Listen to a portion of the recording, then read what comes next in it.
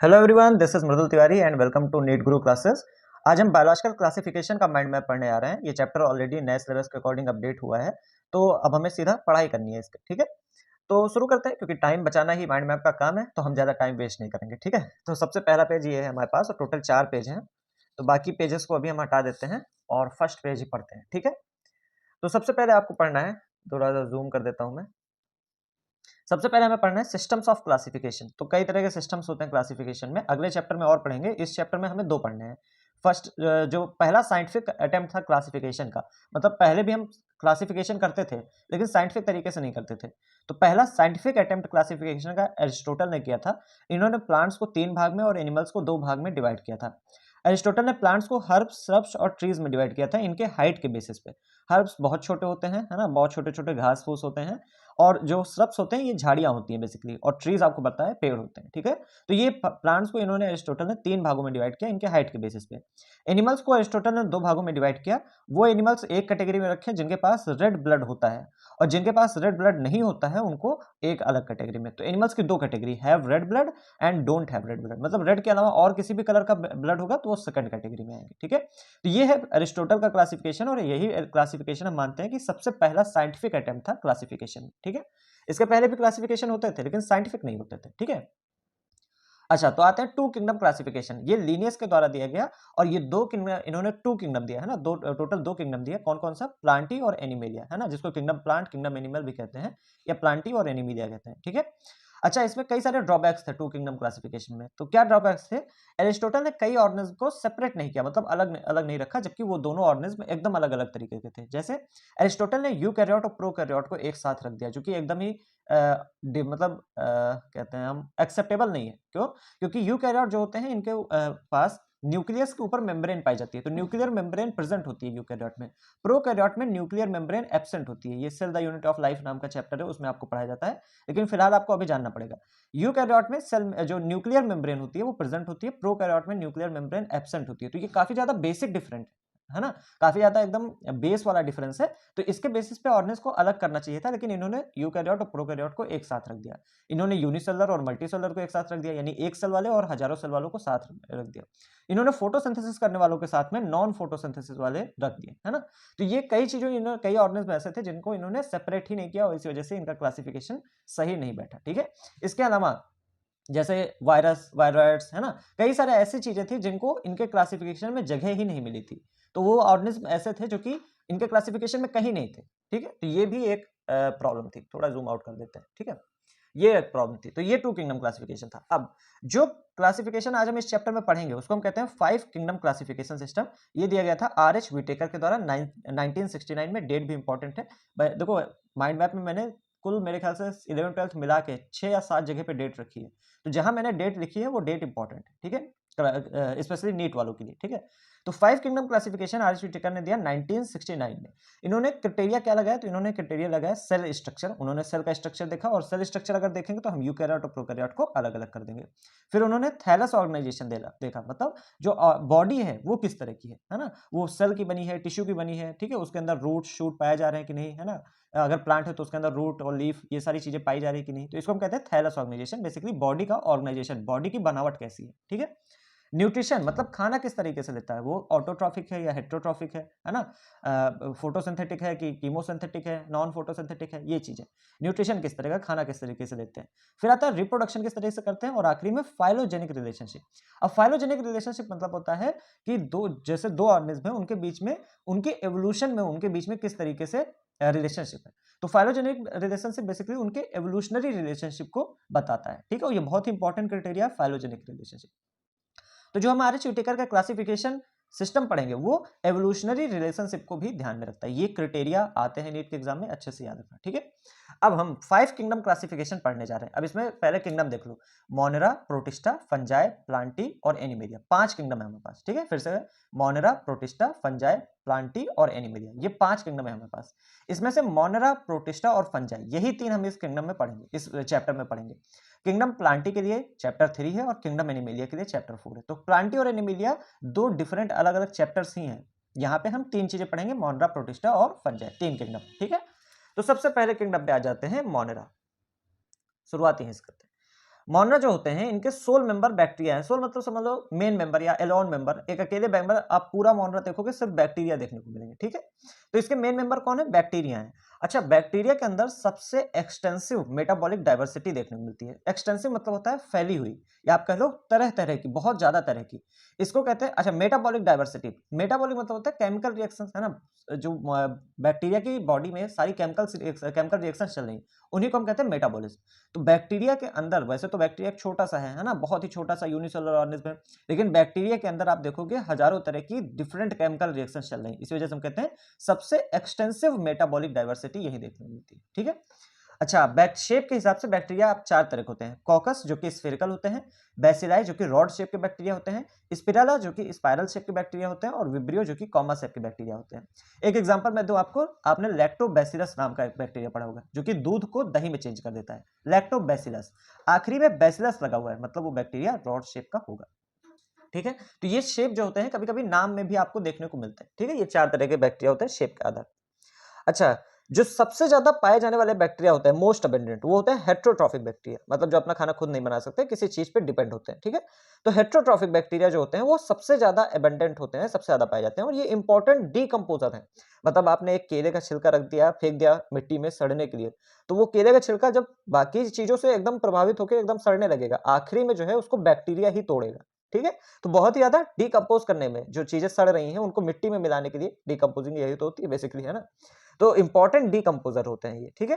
अच्छा, इनसे कई सारी डिसीजेस भी होती हैं, जैसे कॉलरा हो गया, टाइफाइड हो गया, टिटनेस हो गया, सिट्रस कैंकर हो गया, ये सारी डिसीजेस हेट्रोट्रॉफिक बैक्टीरिया से ही होती हैं, ठीक है। कॉलरा ह्यूमन में होता है, टाइफाइड भी, मतलब एनिमल्स में कॉलरा, टाइफाइड, टिटनेस ये तो एनिमल में देखा जाता है। सिट्रस कैंकर प्लांट्स में देखा जाता है। सिट्रस जो होता है नींबू की फैमिली को कहते हैं, तो ये प्लांट में देखी जाती है। और ये भी इंपॉर्टेंट है क्योंकि एनसीईआरटी ने सॉरी नीट में पूछ रखा है कि इन चारों में से कौन सी डिसीज प्लांट में होती है, ठीक है। तो सिट्रस कैंकर प्लांट में। अब डिवीजन पे चलते हैं। बैक्टीरिया दो तरह के, यू बैक्टीरिया और आर्की बैक्टीरिया। जो यू बैक्टीरिया होता है इनको ट्रू बैक्टीरिया कहा जाता है, ये सही मायने में बैक्टीरिया माने जाते हैं। एक एग्जांपल इसका है साइनोबैक्टीरिया, बहुत इंपॉर्टेंट है। साइनोबैक्टीरिया जो होता है ये कॉलोनी बनाता है, जिसकी जो कि इनकी जो कॉलोनी होती है वो सराउंडेड होती है जिलेटिनस शीथ से। तो जिलेटिनस शीथ होता है बेसिकली जेलेटिन नाम का एक सब्सटेंस होता है, उसकी बनी हुई शीथ होती है, उसकी बनी हुई चादर होती है। तो साइनोबैक्टीरिया की जो कॉलोनी होती है इसी चादर से सराउंडेड होती है, कवर होती है। तो बेसिकली मान लेते हैं कई सारे साइनोबैक्टीरिया हैं, वो आपस में ऐसे मिलके रह रहे हैं, ठीक है। और ये कॉलोनी ऐसे एक चादर से सराउंडेड है, एक चादर से, ये चादर जिलेटिन की बनी हुई है, ठीक है। तो ये ऐसा कुछ होता है, वैसे आपको हो सकता है कम दिखा हो लेकिन ठीक है, ठीक है। अच्छा, Nostoc and Anabaena have heterocyst. Cyanobacteria के दो एग्जांपल आपको याद रखने हैं, नॉस्टॉक और एनेबिना।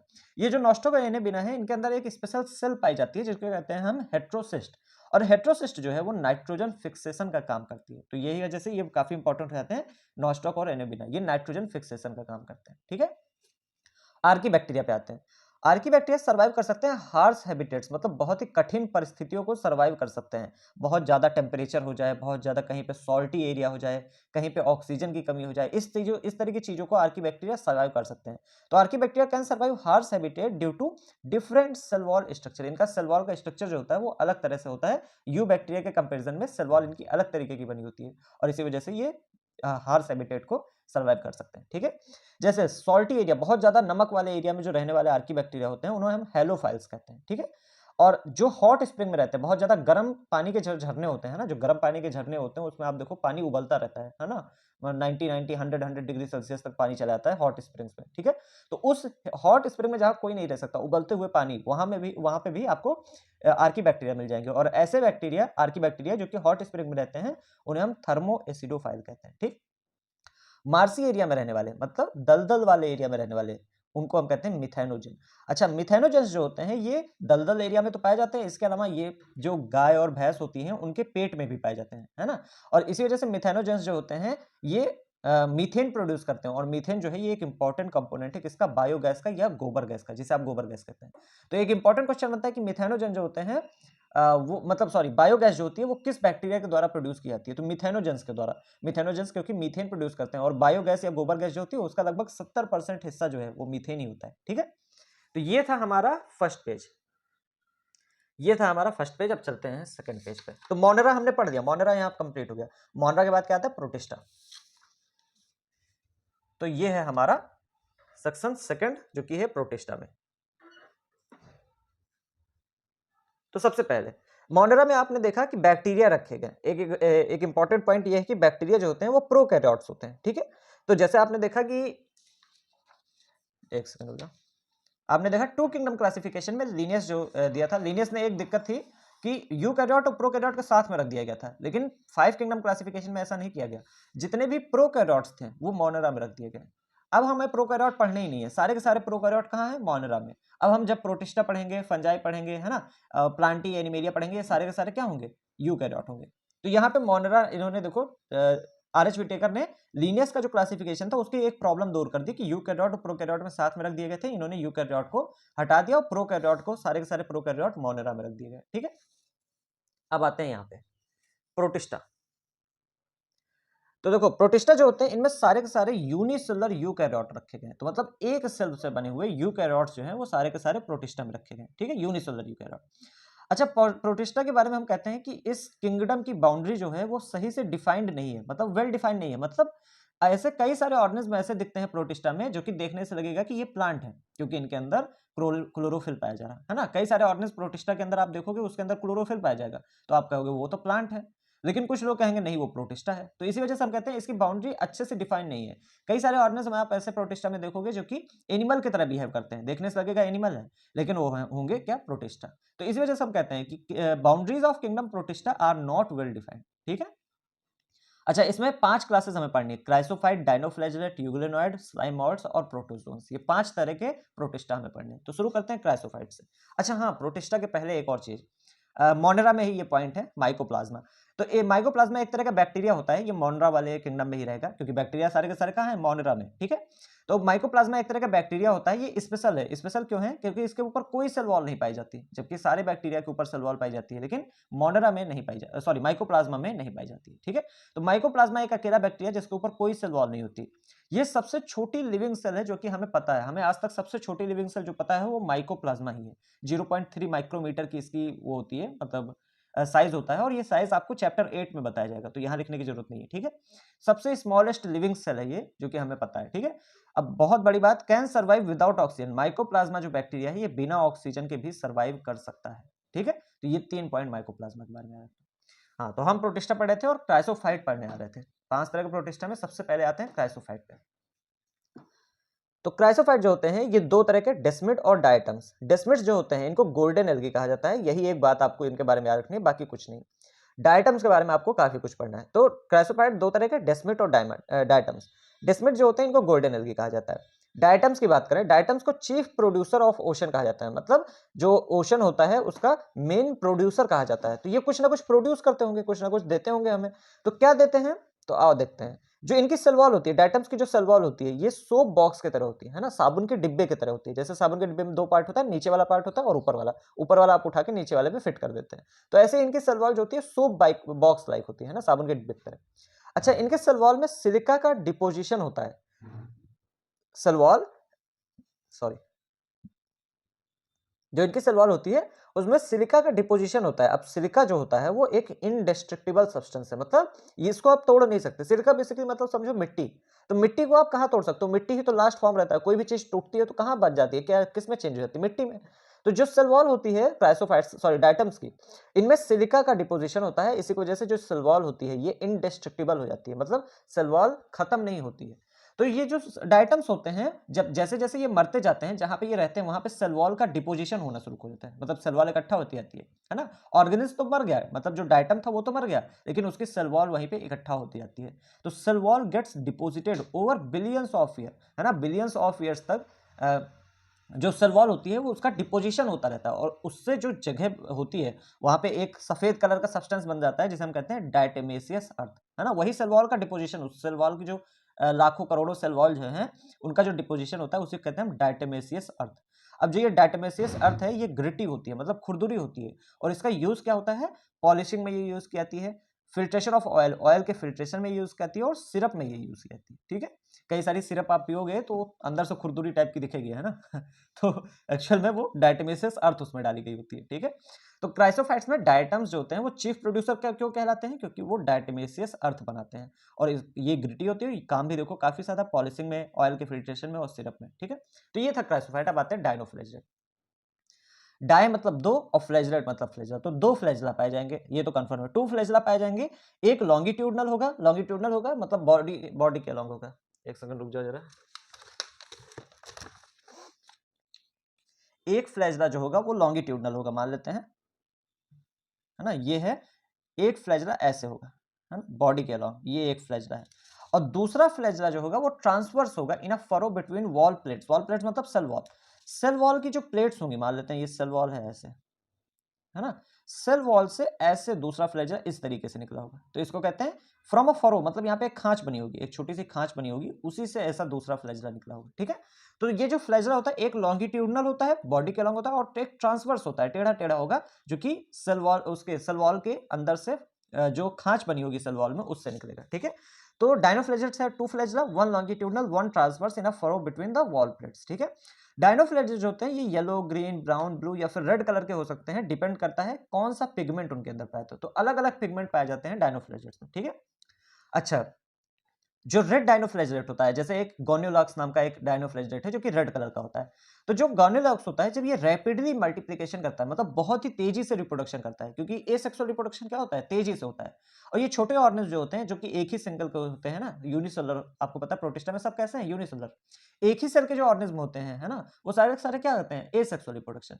तो जब भी गोनियोलॉक्स एसेक्सुअल रिप्रोडक्शन करता है तो बहुत ही तेजी से मल्टीप्लाई होता है, एक से दो हुआ, दो से चार हुआ, चार से आठ हुआ, इस तरीके से बहुत ही तेजी से मल्टीप्लाई करता है। और जब बहुत तेजी से मल्टीप्लाई करता है तो इसी समय जो समुद्र का वो एरिया होता है जहां पे ये रहते हैं, वो एरिया रेड कलर का दिखने लगता है, उसे कहते हैं रेड टाइड्स, है ना, लाल कलर की लहरें दिखती हैं हमें। अब ये रेड टाइड्स क्यों दिखी, क्योंकि इसका नंबर बहुत ही ज्यादा बढ़ गया, ठीक है। अच्छा, मल्टीप्लिकेशन के समय ये टॉक्सिन भी रिलीज करता है, एक तरह का जहर भी रिलीज करता है, जो कि आसपास की मछलियों को मार भी सकता है, ठीक है। तो ये हो गया डायनोफ्लैजेलेट। अब आते हैं यूग्लेनॉइड। यूग्लेनॉइड जो होते हैं इनके पास पेलिकल नाम की एक लेयर पाई जाती है सेल वॉल के जगह पे, इंस्टेड ऑफ सेल वॉल, तो सेल वॉल नहीं पाई जाती, याद रखना। अब देखो, यूग्लेनॉइड देखने में सेल वॉल नहीं पाई जाती, कभी कभी बोला जाता है कि ये एनिमल की तरह दिखता है, ठीक है, तो इसी वजह से कहते हैं बाउंड्री वेल डिफाइंड नहीं है प्रोटिस्टा की।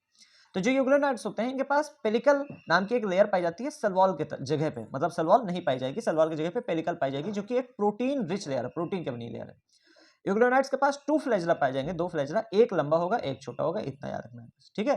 पिगमेंट्स की बात करें तो आइडेंटिकल टू हायर प्लांट, यूग्लोनाइड में हायर प्लांट बेसिकली क्लोरोफिल पाए जाते हैं, है ना, जो बड़े प्लांट्स हैं उनमें क्लोरोफिल ही तो पाया जाता है, क्लोरोफिल ए बी यही सब है ना। तो यूग्लोनाइड में जो पिगमेंट्स होते हैं वो हायर प्लांट्स के जैसे होते हैं, या क्लोरोफिल आप कह सकते हो, पाया जाता है। अगर लाइट है, इफ लाइट प्रेजेंट, अगर लाइट है तो ये फोटोसिंथेटिक होंगे, क्योंकि क्लोरोफिल पाया जा रहा है तो अपना खाना खुद बना लेगा यूग्लोनाइड। लेकिन अगर लाइट नहीं है तो ये हेट्रोट्रॉफिक हो जाएगा और किसी दूसरे ऑर्गेनिज्म को मार के खाएगा। तो देख रहे हो यूग्लिना जो होता है, इसका एक एग्जांपल है यूग्लिना, है ना। तो ये यूग्लिनाइड होता है, उसमें दोनों कैरेक्टर्स हैं, ये प्लांट्स की तरह फोटोसिंथेसिस करके अपना खाना खुद बना सकता है, एनिमल की तरह ये दूसरों को भी खा सकता है, ठीक है, डिपेंड करता है लाइट है कि नहीं है, तो इस वजह से कहते हैं boundary is not well defined, है ना, प्रोटिस्टा की। आखिरी है स्लाइम मोल्ड। स्लाइम मोल्ड जो होते हैं ये सेप्रोफिटिक होते हैं, सेप्रोफिटिक मतलब होता है सड़ी गली चीजों को खाते हैं, ठीक है। तो स्लाइम मोल्ड्स क्या होते हैं, सेप्रोफिटिक होते हैं, ये डेड एंड डिकेइंग मैटर को खाते हैं। इन फेवरेबल कंडीशन, अगर कंडीशंस अच्छी है, मतलब टेम्परेचर अच्छा है आसपास का, है ना, ह्यूमिडिटी अच्छी है, अगर फेवरेबल कंडीशंस है तो ये एक एग्रीगेट बना लेते हैं, ये एक झुंड बना लेते हैं, जिसे हम प्लाज्मोडियम कहते हैं। तो प्लाज्मोडियम बेसिकली क्या है, कई सारे स्लाइम मोल्ड्स एक साथ रह रहे हैं, है ना, स्लाइम मोल्ड्स का पूरा एक झुंड जो है उसी को हम प्लाज्मोडियम कहते हैं, ठीक है। अगर फेवरेबल कंडीशन नहीं है तो ये जो प्लाज्मोडियम बना हुआ है, फेवरेबल कंडीशन में जो प्लाज्मोडियम बना था, ये डिफरेंशिएट हो जाएगा, ये टूट जाएगा और सारे स्लाइम मोल्ड्स अलग अलग हो जाएंगे, और अलग अलग होकर फ्रूटिंग बॉडी बना लेगा, और फ्रूटिंग बॉडी का काम होता है स्पोर प्रोड्यूस करना, समझ में आया। तो प्लाज्मोडियम डिफरेंशिएट हो जाएगा और फ्रूटिंग बॉडी बना लेगा, फ्रूटिंग बॉडी के ऊपर स्पोर्स प्रोड्यूस होंगे, ये अनफेवरेबल कंडीशन की बात है, ठीक है। तो चार हम पढ़ चुके, अब आते हैं पांचवें पे जो कि है प्रोटोजोन ना, पांच तरह के प्रोटिस्टा थे ना, आखिरी है हमारा प्रोटोजोन। प्रोटोजोन को प्रिमिटिव रिलेटिव ऑफ एनिमल, यानी पुराना रिश्तेदार कहा जाता है, किसका, एनिमल्स का। अब इसलिए क्यों कहा जाता है, क्योंकि ये देखने में एनिमल्स के जैसे, मतलब इनके कैरेक्टर्स जो होते हैं वो एनिमल के तरह होते हैं, इस वजह से प्रिमिटिव रिलेटिव कहा जाता है। और अब फिर से एक चीज प्रूव होती है कि boundaries of kingdom protista is not well defined, ठीक है। तो प्रोटोजोन्स को प्रिमिटिव रिलेटिव, पुराना रिश्तेदार कहा जाता है एनिमल्स का, और ये चार तरह के होते हैं। अमीबॉइड प्रोटोजोन, जैसे नाम ही पता चला, अमीबा जैसे होंगे। तो जो अमीबा है, एंट अमीबा है, ये इसमें आता है, ये एग्जांपल याद रखना है, अमीबा, एंट अमीबा, एक्सेट्रा। अच्छा, अमीबॉइड में ये एक इंपॉर्टेंट पॉइंट है कि जो मेरीन फॉर्म होता है, मतलब जो समुद्र में रहने वाला अमीबॉइड होगा, उसके पास सिलिका सेल्स पाई जाएंगी, उसके सरफेस पे, उसकी बॉडी के सरफेस पे सिलिका की शेल्स पाई जाएंगी, ठीक है। अच्छा, फ्लैजलेटेड प्रोटोजोन, जिनके पास फ्लैजला होंगे उनको हम फ्लैजलेटेड प्रोटोजोन कह देंगे। इसमें बहुत इंपॉर्टेंट एग्जांपल है ट्राइपैनोसोमा। ट्राइपैनोसोमा एक फ्लैजलेटेड प्रोटोजोन है जो कि स्लीपिंग सिकनेस नाम की बीमारी कॉज करता है। ठीक है, कई बार नीट में पूछा गया, कई बार, एक बार नहीं। सीलिएटेड प्रोटोजोन, जिनके अंदर सीलिया होगा उनको हम सीलिएटेड प्रोटोजोन कह देंगे। इनके अंदर हैव कैविटी कॉल्ड गुलेट। इसके अलावा जो ये सीलिएटेड प्रोटोजोन होते हैं इनके अंदर एक कैविटी होती है जिसको गलेट कहते हैं। गलेट जो होता है बेसिकली यहाँ मुंह का काम करती है। ठीक है, छोटी सी कैविटी होती है, इससे खाना अंदर जा सकता है। ठीक है, एग्जाम्पल है पैरामीशियम। ठीक है, पैरामीशियम आप देखो हजारों सीलिया साइड साइड में पैरामीशियम के पाए जाते हैं, है ना। फिर आता है स्पोरोजोन, जैसे कि नाम ही पता चला इनके पास स्पोर पाया जाएगा। अच्छा, have infectious spore like stage. इनके पास हमेशा एक इन्फेक्शियस स्पोर लाइक स्टेज पाई जाएगी जो कि कुछ ना कुछ इन्फेक्शन करती है, और एग्जांपल में है प्लाज्मोडियम। ठीक है, अब एक इंपॉर्टेंट पॉइंट यहाँ पे फिर से, स्पोरोजोन में प्लाज्मोडियम एग्जांपल आपको बताया गया है। अभी स्लाइम मोल्ड में भी प्लाज्मोडियम बताया था मैंने, क्या दोनों एक ही है? दोनों एकदम अलग है। ठीक है, यहाँ पे जो प्लाज्मोडियम है ये एक ऑर्गेनिज्म है जो कि एक तरह का प्रोटोजोन है, और जो स्लाइम मोल्ड में प्लाज्मोडियम मैंने बताया वो क्या है, बेसिकली वो एक तरह का एग्रीगेट है ना, एक तरह का झुंड है स्लाइम मोल्ड का। तो दोनों अलग अलग चीज है। ठीक है, दोनों अलग है। अब आते हैं फंजाई पे। तो हमने क्या क्या पढ़ा? मोनेरा, प्रोटिस्टा पढ़ लिया। अब हम फंजाई पे आ रहे हैं, तीसरा किंगडम। ठीक है, और प्लांटी एनिमेलिया तो यहाँ हमें पढ़ना नहीं है। ठीक है, तो देखो फंजाई, ये भी सही करना है। जितने फंजाई होते हैं सारे के सारे फिलामेंटस होते हैं, मतलब धागे के जैसे होते हैं, एक्सेप्ट ईस्ट। ईस्ट को छोड़ के, ईस्ट अकेला एक ऐसा फंजाई है जो कि अकेले रहता है, किसी के साथ में नहीं रहता है, और ये यूनिसेलुलर होता है। लेकिन बाकी सारे फंजाई जो होते हैं वो फिलामेंट के फॉर्म में रहते हैं, मतलब वो समझ लो झुंड में रहेंगे और एक दूसरे से मिलकर रहेंगे और देखने में एकदम धागे की तरह दिखेंगे, फिलामेंट की तरह दिखेंगे। ठीक है, अच्छा, फंजाई का स्ट्रक्चर कुछ इस तरह का होता है।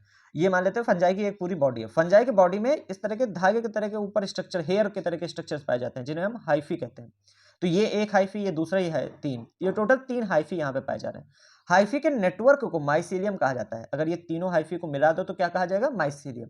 और ये ऐसे सीधे सीधे नहीं रहते हैं, पूरा जाल टाइप का बना रहता है। ठीक है, तो हाइफी के नेटवर्क को माइसीलियम कहा जाता है। ठीक है, अच्छा, हाइफी दो तरह के होते हैं। सेप्टेट, मतलब जिनके अंदर क्रॉस वॉल पाई जाएगी। क्रॉस वॉल मतलब समझ लो दीवार पाई जाएगी। तो देखो यहाँ पे हाइफी के अंदर ऐसे दीवारें पाई जा रही हैं। हर दीवार के बीच में ये एक सेल है, एक न्यूक्लियस है, फिर यहाँ पे दीवार बनी हुई है, फिर एक सेल है, एक न्यूक्लियस है, फिर दीवार बनी हुई है ना। तो सेल और न्यूक्लियस से पूरा पूरा दीवारें पाई जा रही हैं। इसको कहते हैं सेप्टेट हाइफी। एक दूसरा तरह का हाइफी होता है सिनोसिटिक हाइफी। ये है सिनोसिटिक हाइफी, जहाँ पे क्या है, कोई क्रॉस वॉल नहीं पाई जाती, सिर्फ कई सारे न्यूक्लियस पाए जा रहे हैं, है ना। जो ये क्रॉस वॉल्स थी वो नहीं बनी है यहाँ पे, तो यहाँ पे कई सारे न्यूक्लियस पाए जा रहे हैं अंदर। तो सिनोसिटिक जो होती है इनमें कोई वॉल नहीं होती, और ये मल्टी न्यूक्लिएटेड होते हैं, क्योंकि कई सारे न्यूक्लियस है इस वजह से हम मल्टी न्यूक्लिएट कहते हैं। समझ में आया? अब यहाँ पे आते हैं, फंजाई की सेल वॉल जो होती है वो काइटिन और पॉलीसेक्राइड की बनी होती है। पॉलीसेक्राइड में यहाँ पे सेलुलोज आप मान सकते हो, तो पॉलीसेक्राइड मतलब समझते हो ना, शुगर होती है एक तरह की। ठीक है, तो काइटिन और पॉलीसेक्राइड की बनी हुई सेल वॉल होती है किसकी? फंजाई की। ठीक है, और व्हीट रस्ट नाम की एक डिसीज होती है जो कि पक्सीनिया नाम का फंजाई करता है। ये आपको याद रखना, व्हीट रस्ट पक्सीनिया करता है। और फंजाई के अंदर एक डाई कैरियोफेस पाई जाती है जो कि एस्को और बेसिडियोमाइसिटीज में पाई जाती है। अब यहाँ पे डाई कैरियोफेस जो है वो कैसे आई, इसको थोड़ा सा आपको समझना पड़ेगा। रुक जाओ, मैं जरा एक पेज ले लूं। तो देखो, डाई कैरियोफेस जो है वो क्या है, कैसे आई, ये थोड़ा सा जानना इंपॉर्टेंट है। उसके लिए सेक्सुअल साइकिल जानना पड़ेगा। जो फंजाई की सेक्सुअल साइकिल है, बेसिकली इसका सेक्सुअल रिप्रोडक्शन है वो तीन फेज में होता है, तीन पार्ट होते हैं बेसिकली, प्लाज्मोगेमी, कैरियोगेमी और मियोसिस। जो प्लाज्मोगेमी है इसमें प्रोटोप्लाज्म का फ्यूजन होता है। तो मान लेते हैं दो हाइफी है हमारे पास, मान लेते हैं एक हाइफी ये है ना, फंजाई का एक हाइफी ये है। इनके दोनों के बीच में सेक्सुअल रिप्रोडक्शन होना है, इनके प्रोटोप्लाज्म का फ्यूजन होगा पहले। तो कुछ इस तरीके से ये हाइफी कुछ इस तरीके से हो जाएंगे। ठीक है, समझ रहे हो ना। इनके जो है ऐसे मान लेते हैं, ऐसे तीन तीन सेल थी। ये आखिरी वाली सेल की प्रोटोप्लाज्म जो है वो आपस में फ्यूज हो गए। इसका न्यूक्लियस ये है, इसका न्यूक्लियस ये है, प्रोटोप्लाज्म आपस में फ्यूज हो गए। दूसरा पार्ट होता है कैरियोगेमी, जिसमें न्यूक्लियाई का फ्यूजन होता है। अभी न्यूक्लियाई नहीं फ्यूज होता है ना, अभी प्रोटोप्लाज्म फ्यूज हुआ, अब न्यूक्लियाई फ्यूज होगा। तो एक हाइफी ये था हमारे पास, और एक हाइफी कुछ इस तरह से था। ठीक है, अब इन दोनों का जो न्यूक्लियस है, ये दोनों न्यूक्लियस जो है, यहाँ पे भी न्यूक्लियस रहा होगा, है ना, ये सब बना देते हैं नहीं तो आप कंफ्यूज हो गए। ये जो न्यूक्लियस है ये दोनों आपस में फ्यूज हो जाएगा, और ये हो गई कैरियोगेमी, ये बन गया एक बड़ा सा न्यूक्लियस। तो प्लाज्मोगेमी होगी प्रोटोप्लाज्म का फ्यूजन, कैरियोगेमी यानी न्यूक्लियाई का फ्यूजन हो गया। अब जो बना हुआ है, ये जो सेल बनी हुई है, इसको हम कहते हैं जाइगोट, और इसी में मियोसिस होगी जिससे कि हैप्लॉइड स्पोर्स निकलेंगे। लेकिन कभी कभी क्या होता है, यही स्टेज पे सेक्सुअल साइकिल जो है वो रुक जाती है, और इसे कहते हैं डाई कैरियोफेज। डाइकैरियोफेस। डाइकैरियोफेस इसको क्यों कहते हैं? क्योंकि दो न्यूक्लियाई इसमें पाए जाते हैं, एक सेल के अंदर दो न्यूक्लियाई पाए जाते हैं, इसी को कहते हैं हम डाइकैरियोफेस। समझ में आ रहा? तो इसको कहते हैं हम डाइकैरियोफेस। और ये कहाँ पे पाई जाएगी? ये कहाँ पे पाई जाएगी? तो एस्कोमाइसिटीज और बेसिडियोमाइसिटीज, चार तरह के फंगस आप ये पढ़ोगे, है ना। एस्कोमाइसिटीज और बेसिडियोमाइसिटीज, ये दोनों जो हैं इनके अंदर डाइकैरियोफेस देखने को मिलती है। रीजन क्या है? कि मियोसिस सॉरी कैरियोगेमी जो है, यानी न्यूक्लियाई का फ्यूजन, वो नहीं होता है। प्लाज्मोगेमी के बाद कैरियोगेमी नहीं होगी, यही रीजन है। ठीक है, समझ में आ गया होगा। तो सेक्सुअल साइकिल में 3 स्टेप होते हैं। पहले प्लाज्मोगेमी, जिसमें प्रोटोप्लास्ट का फ्यूजन होता है। कैरियोगेमी में न्यूक्लियाई का फ्यूजन होता है। और जाइगोट जो बनता है उसके अंदर मियोसिस हो जाती है, जिससे हैप्लॉइड स्पोर्स निकलते हैं। ठीक है, किस बेसिस पे इनका क्लासिफिकेशन किया गया है ना? चार तरह के फंगस हैं, तो चार तरह के किस बेसिस पे बताए गए हैं? तो तीन चीजें, मॉर्फोलॉजी ऑफ माइसीलियम, मतलब माइसीलियम इनका कैसा है, सेप्टेट है या फिर सिनोसिटिक है। Mode of spore formation, spore किस तरीके से इनके अंदर बनते हैं, और फ्रूटिंग बॉडी कैसी है। इन तीन चीजों के बेसिस पे चार तरह के फंगस। आओ देखते हैं। सबसे पहला फंगस है फाइकोमैसिटीज। इसका माइसीलियम सिनोसिटिक होता है, और यही एक अकेला फंगस है जिसका माइसीलियम सिनोसिटिक होगा। बाकी सबका माइसीलियम कैसा होगा? सेप्टेट वाला होगा, क्रॉस वॉल पाई जाएगी, क्रॉस वॉल पाई जाएगी। फाइकोमैसिटीज एक अकेला है जिसके अंदर माइसीलियम सिनोसिटिक होंगे। तो ये यहीं पे फिक्स हो जाता है कि चार तरह के फंगस होते हैं, फाइकोमैसिटीज, एस्कोमैसिटीज, बेसिडियोमैसिटीज, ड्यूट्रोमैसिटीज। इन चारों में अगर कोई ऐसा एग्जांपल आपको दे रखा है कि ये एक फंगस है और इसके अंदर सिनोसिटिक माइसीलियम पाया जाता है, बताओ किस क्लास में रखा जाएगा? तुरंत फाइकोमैसिटीज। ठीक है, तो माइसीलियम यहाँ पे सिनोसिटिक होता है। रिप्रोडक्शन की बात करें, एसेक्सुअल रिप्रोडक्शन जूस्पोर और एप्लेनोस्पोर से बनाया जाता है, मतलब होता है। और ये दोनों स्पोर्स जो होते हैं ये एंडोजेनसली प्रोड्यूस होते हैं, मतलब जो इसकी फ्रूटिंग बॉडी होगी, जो फाइकोमैसिटीज की फ्रूटिंग बॉडी, उसके अंदर साइड में ये दोनों स्पोर्स बनेंगे, जूस्पोर और एप्लेनोस्पोर। इसी वजह से एंडोजेनसली प्रोड्यूस कहा जाता है। जो इसकी सेक्सुअल रिप्रोडक्शन है फाइकोमैसिटीज में, ये जाइगोस्पोर्स होती है। ठीक है, एग्जांपल में राम याद रखना, राइजोपस एल्ब्यूगो म्यूकर। ठीक है, राम, तो फाइको राम, इस तरीके से याद रखना। ठीक है, अब आते हैं एस्कोमैसिटीज। एस्कोमैसिटीज का कॉमन नेम होता है सैक फंजाई। इसका रिप्रोडक्शन की बात करें तो एसेक्सुअल रिप्रोडक्शन इनमें कोनिडिया के द्वारा होता है, जो कि एक्सोजेनसली बनते हैं फ्रूटिंग बॉडी के ऊपर। और सेक्सुअल रिप्रोडक्शन जो है एस्कोस्पोर से बनता है, जो कि एंडोजेनसली बनते हैं फ्रूटिंग बॉडी के ऊपर। उस फ्रूटिंग बॉडी को एस्काई कहते हैं, ASCI, एस्काई। ठीक है, तो एस्काई बेसिकली क्या है? Fruiting body. इस फ्रूटिंग बॉडी के अंदर एंडोजेनसली एस्कोस्पोर बनेंगे। ठीक है, अब आते हैं एग्जांपल्स पे। तो Aspergillus, Claviceps, Neurospora, yeast, penicillin, ये सारे के सारे क्या हैं? सॉरी, पेनिसिलिन नहीं, पेनिसिलियम, जिससे पेनिसिलिन मिलती है। ठीक है, तो वो पेनिसिलिन नाम की एक एंटीबायोटिक आपने मतलब बहुत सुना होगा, फेमस है ना। तो एस्कोमैसिटीज का ही मेंबर होता है पेनिसिलियम। ये सारे के सारे एस्कोमैसिटीज हैं। अब इसमें न्यूरोस्पोरा स्पेशल आपको याद रखना है। न्यूरोस्पोरा जो होता है जेनेटिक वर्क में, यानी जेनेटिक्स से रिलेटेड जो भी एक्सपेरिमेंट्स होते हैं उनमें बहुत ज्यादा यूज किया जाता है। ठीक है, बायोकेमिकल एंड जेनेटिक वर्क्स में न्यूरोस्पोरा काफी ज्यादा यूज किया जाता है। हाँ, दो एग्जांपल और हैं, मोरल्स और ट्रफल्स, जो कि एडिबल होते हैं। ये दोनों एस्कोमैसिटीज के मेंबर हैं। तो ये सारे एग्जांपल बहुत इंपॉर्टेंट है, Aspergillus, Claviceps, Neurospora, yeast, penicillin, morels and truffles. ठीक है, यहीं पे हमारा थर्ड पेज खत्म होता है। तो हमने फाइकोमैसिटीज और एस्कोमैसिटीज पढ़ दिया। अच्छा, एस्कोमैसिटीज में मैंने लिखा नहीं माइसीलियम किस तरह का है, तो मैंने पहले ही बता दिया फाइकोमैसिटीज में माइसीलियम सिनोसिटिक है। बाकी हर जगह यानी एस्को में किस तरह का होगा? सेप्टेट वाला, है ना, क्रॉस वॉल पाई जाएंगी, सेप्टेट होगा। एस्को के बाद जो हम पढ़ेंगे अभी बेसिडियोमैसिटीज और ड्यूटेरोमैसिटीज, उनमें भी कैसा होगा? सेप्टेट होगा। ठीक है, ओके। फिर फाइकोमैसिटीज, एस्कोमैसिटीज। अब आते हैं बेसिडियो पे, बेसिडियोमैसिटीज पे। इनको ब्रैकेट फंजाई या पफ बॉल कहा जाता है। और रिप्रोडक्शन की बात करें तो asexual reproduction spores generally not found, generally की बात कर रहे हैं, है ना, 100% ये सही नहीं है। तो ये चीज याद रखना कि जो बेसिडियोमैसिटीज होते हैं जनरली उनमें एसेक्सुअल रिप्रोडक्शन नहीं पाया जाता है। ठीक है, एसेक्सुअल स्पोर नहीं पाया जाता है। ठीक है, सेक्सुअल रिप्रोडक्शन की बात करें तो बेसिडियो स्पोर से होता है सेक्सुअल रिप्रोडक्शन, और ये एक्सोजेनसली बनता है बेसिडियो कार्प नाम की फ्रूटिंग बॉडी पे। बेसिडियो कार्प यहाँ पे क्या है? Fruiting body. ये ऑलरेडी मैं बता चुका हूँ ना कि फ्रूटिंग बॉडी पे स्पोर्स बनते हैं। ठीक है, तो फ्रूटिंग बॉडी जो है बेसिडियो कार्प है, इस पे बेसिडियो स्पोर बनेगा, जो कि एक्सोजेनसली फॉर्म होगा। एग्जांपल में पुआ याद रखना, बेसिडियो पुआ, पक्सिनिया, अस्टिलेगो, एगेरिकस, तीनों में इंपॉर्टेंट है तीनों एग्जांपल। पक्सिनिया आपको पता है रस्ट फंगस कहते हैं, है ना, वीट रस्ट पक्सिनिया कॉज करता है, इस वजह से इसको रस्ट फंगस कहते हैं। अस्टिलागो को स्मट फंगस कहते हैं, और अगेरिकस जो है ये तो आपको पता है मशरूम जो होते हैं, अगेरिकस, है ना, तो मशरूम जो आप खाते हैं, मशरूम की सब्जी, ये फंजाई होते हैं एक तरह के। ठीक है, अब आते हैं ड्यूटेरोमाइसिटीज पे। ड्यूटेरोमाइसिटीज को इम्परफेक्ट फंजाई कहते हैं। ठीक है, रीजन क्या है इम्परफेक्ट फंजाई कहने का? क्योंकि इनका सेक्सुअल रिप्रोडक्शन हमें पता ही नहीं रहता। तो सेक्सुअल फेज जो है ड्यूट्रोमाइसिटीज की, वो हमें पता ही नहीं रहती। हम सिर्फ इसका एसेक्सुअल फेज के बारे में इसको जानते हैं। ठीक है, तो इसका सेक्सुअल फेज हमें नहीं पता होता है। एसेक्सुअल रिप्रोडक्शन इसका कोनिडिया के थ्रू होता है। ठीक है, एग्जांपल में आपके पास अल्टरनेरिया, कॉलेटोट्राइकम और ट्राइकोडर्मा। ठीक है, कैट याद रखना, कैट, CAT, कॉलेटोट्राइकम, अल्टरनेरिया और ट्राइकोडर्मा, तीनों ड्यूट्रोमाइसिटीज। फंजाई भी खत्म। हमने क्या क्या पढ़ लिया? मोनेरा, प्रोटिस्टा, फंजाई, ये 3 किंगडम हमने पढ़ लिया, यही 3 इसके अंदर पढ़ने थे। तो बाकी चीजें जो बची हुई हैं वो कुछ एसेलुलर ऑर्गेनिज्म है। एसेलुलर ऑर्गेनिज्म मतलब जिनकी जो स्ट्रक्चर, जिनकी बॉडी जो है वो सेल से नहीं बनी हुई है, एक पूरी कंप्लीट सेल भी नहीं है उनकी बॉडी, ठीक है। तो इस तरह के ऑर्गेनिज्म हमें पढ़ने हैं, और इसमें सबसे पहला है वायरस, ठीक है। तो वायरस एक एसेलुलर ऑर्गेनिज्म माना जाता है क्योंकि ये इसमें सिर्फ 2 ही चीज होती हैं, एक न्यूक्लिक एसिड, एक प्रोटीन, 2 ही चीज वायरस के अंदर पाई जाती है, ठीक है। अभी हम पढ़ेंगे। तो वायरस की डिस्कवरी इवानोस्की ने की 1892 में, ठीक है। टोबैको मोज़ेक वायरस जो कि टीएमवी के नाम से जाना जाता है, ये इंपॉर्टेंट है। वायरस की डिस्कवरी में काफी अच्छा शायद मेरे ख्याल से यही मतलब डिस्कवर हुआ था, है ना। वो वायरस जब डिस्कवरी हुई थी तो यही सबसे पहले देखा ही गया था, टोबैको मोज़ेक वायरस, इसके बारे में पता चला था। तो टीएमवी कहते हैं। इसका जेनेटिक मटेरियल नीट में आ चुका है क्वेश्चन, इसके अंदर जेनेटिक मटेरियल के तौर पे आरएनए होता है, ठीक है। अच्छा, इसके अंदर जो प्रोटीन कोड होती है, या किसी भी वायरस के अंदर जो प्रोटीन की कोट होती है, उसको हम कैप्सिड कहते हैं।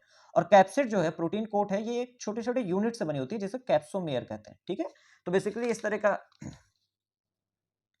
तरह के यूनिट्स होते हैं, ये सारे के सारे क्या हैं, कैप्सोमेयर, और इन्हीं से बनी हुई इस पूरी लेयर को क्या कहेंगे, कैप्सिड, ठीक है।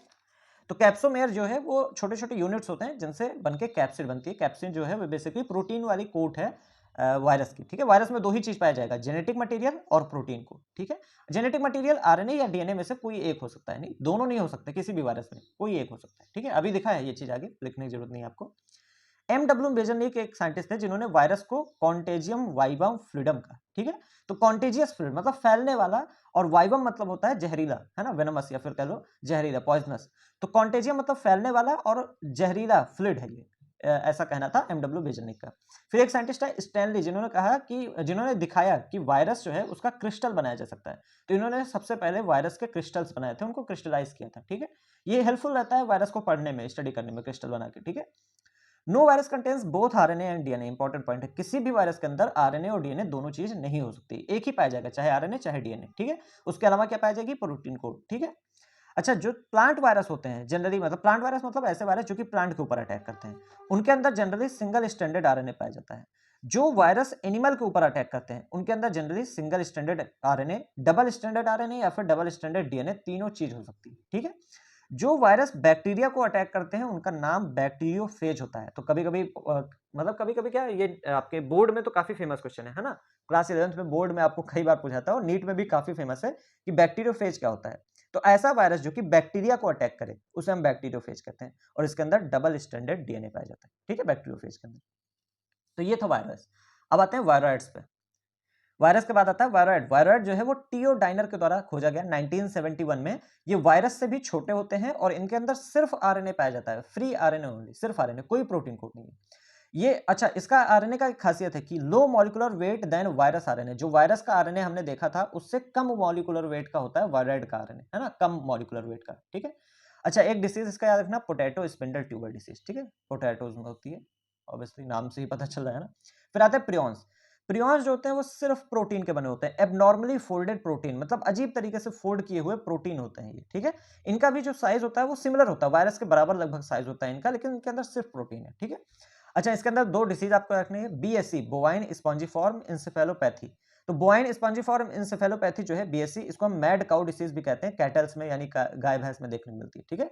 अच्छा, जो मैड काउ डिसीज है इसी तरह की सिमिलर डिसीज ह्यूमन में देखने को मिलती है, जिसे हम सीजेडी यानी सीआर जेकब डिसीज कह देते हैं, जो कि ह्यूमन में देखने को मिलती है ना। जैसे मैड काउ डिसीज होती है उसी के तरह इसका भी सिम्टम होता है ना, लक्षण उसी तरह होता है सीआर जेकब डिसीज का भी, लेकिन ये सीआर जेकब डिसीज ह्यूमन में होती है, जबकि बीएसई जो है वो कहाँ होती है, कैटल्स में होती है, गाय भैंस में होती है, ठीक है। आखिरी में आते हैं लाइकन। लाइकन एक सिम्बायोटिक एसोसिएशन है। अब सिम्बायोटिक एसोसिएशन क्या होता है, ऐसा एसोसिएशन, ऐसी मित्रता आप समझ लो जिसमें हम आपको कुछ ना कुछ फायदा दें और आप हमको कुछ ना कुछ उसके बदले में दें, ठीक है। तो ये होता है सिम्बायोटिक एसोसिएशन, मतलब दो चीजें आपस में साथ में रह रही हैं और दोनों को कुछ ना कुछ फायदा हो रहा है उससे, ठीक है। तो एल्गी और फंजाई साथ में रहते हैं और दोनों को फायदा होता है। क्या फायदा होता है, जो एल्गी होता है इसको फाइकोबायंट कंपोनेंट कहते हैं, ठीक है। जो एल्गी वाला पार्ट होता है हम कहते हैं ये फाइकोबायंट कंपोनेंट है। जो फंजाई वाला पार्ट होता है उसको हम माइकोबायंट कंपोनेंट कहते हैं, ठीक है। जो एल्गी है वो फूड बनाता है और फूड बना के फंजाई को देता है। जो फंजाई है वो एल्गी को शेल्टर देता है, मतलब रहने की जगह देता है। इसके अलावा वो वाटर और मिनरल को एब्जॉर्ब करता है फूड बनाने के लिए, क्योंकि जरूरी है ना वाटर और मिनरल, तो वाटर और मिनरल को एब्जॉर्ब करके ये एल्गी को देता है जिससे फूड बने। ठीक है, तो बेसिकली फंजाई क्या करता है, रहने की जगह देता है, वाटर और मिनरल आता है, एल्गी फूड बनाता है, दोनों साथ में रहते हैं और लाइकेन कहलाते हैं। ठीक है, देखने से लाइकेन एक ही ऑर्गेनिज्म दिखता है, ऐसा नहीं कि अलग अलग फंजाई और एल्गी दिखते हैं। ठीक है, एकदम लगता है कि सिर्फ एक ही ऑर्गेनिज्म है। ठीक है, अच्छा, लाइकस जो होते हैं बहुत ही अच्छा पॉल्यूशन इंडिकेटर होते हैं, बहुत ही अच्छे पॉल्यूशन इंडिकेटर होते हैं। जहां पे पॉल्यूशन होता है वो यहाँ पे, वहां पे ये ग्रो नहीं कर सकते हैं। ठीक है, तो इससे हमें पता चल जाता है किस जगह पे पॉल्यूशन है, किस जगह पे नहीं। खासकर अभी तो एनसीईआरटी में नहीं पूछता है, लेकिन पहले पूछता था कि एसओ किस पॉल्यूशन से इंडिकेट करते हैं। ये जनरली SO2 पॉल्यूशन इंडिकेटर होते हैं, है ना। सल्फर डाइऑक्साइड से बहुत ज्यादा सेंसिटिव होते हैं ये SO2 से। ठीक है, यहीं पे हमारा चैप्टर खत्म होता है। ओके, तो यहीं पे हमारा चैप्टर खत्म होता है 4 पेजेस में। ठीक है, तो कल हम अगला चैप्टर हमारा पढ़ेंगे प्लांट किंगडम, और तब तक के लिए आप मजा करते रहिए, है ना। वीडियो अच्छा लगा हो तो लाइक कर दीजिएगा, चैनल को सब्सक्राइब कर दीजिएगा, और मिलते हैं कल अगले माइंड मैप के साथ। तब तक के लिए नमस्कार।